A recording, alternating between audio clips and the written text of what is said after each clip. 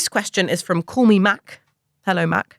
Freddie Hayward, our US correspondent, suggested that the Democrats are trying to use Epstein against Trump. Are they not concerned about the effect that any damage to the Clintons and any others would undermine their party? Or are they throwing the Clintons under the bus to get at Trump? This is a really good question, I think, because I think the more you bring these kind of topics into the political arena, the more everyone gets covered in the scandal. I don't know whether you agree, Will.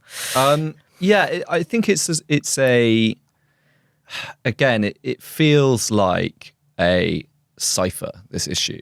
It's a sort of proxy for this subliminal anxiety that a lot of people in America feel about their elite. And what's the worst thing you could say about an elite? That it's, trafficking children, for instance, and abusing them. And we keep seeing this sort of perennial focus on Epstein and Clinton. And Epstein did actually, it appears to have been friends with Clinton and I think had a large nude portrait of Bill Clinton, or Bill Clinton dressed as a woman in his very large New York brownstone, his Manhattan manor. But the idea that there's a sort of, that the Democrats, who are, as Freddie keeps reporting, very divided at the moment, are kind of consciously throwing Bill Clinton under the bus again, with Keir Starmer and Bill Clinton under a bus. Can you imagine? What an image. But I don't really think that's what's happening.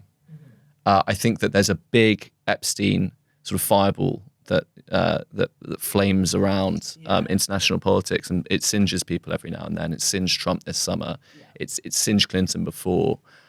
I wouldn't expect that we're going to see a sit-down NBC interview with Bill Clinton at any time soon where someone says, and what exactly, Mr. Clinton, Mr. President, was your relationship with Jeffrey Epstein? I don't see that coming. I think he's quite well insulated from things like that.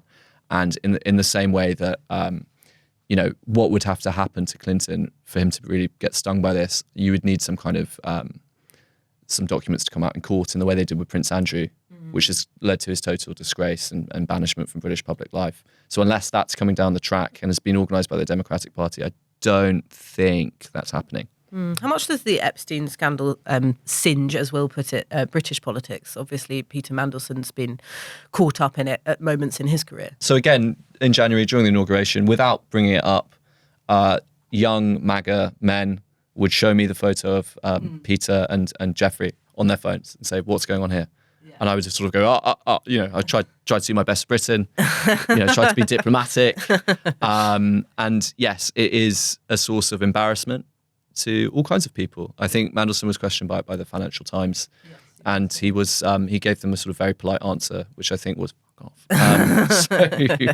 So that's where we are with Peter. Yeah, I mean, I think for the Democrats, the interesting question in some ways is, should they throw the Clintons under the bus? So, they always have this tradition of ex-presidents speak at the DNC convention, and look, I think there's some on the left of the Democrats certainly who think they need a break with the past. Perhaps not as dramatic as the MAGA rupture with the old Reaganites, Republicans, but I think there are things you can learn from that. Donald Trump broke decisively with the era of neoconservatives and Dick Cheney, George Bush, that long tradition of foreign intervention, which had become increasingly unpopular, and in a sense carried out a revolution within a party.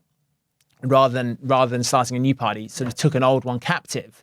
And there's definitely something that the Democrats can learn from that, because there is a risk that they are just seen as old, tired establishment, and the Clintons embody that. And so they need to ditch the old Clinton third way playbook and find new routes to electoral success.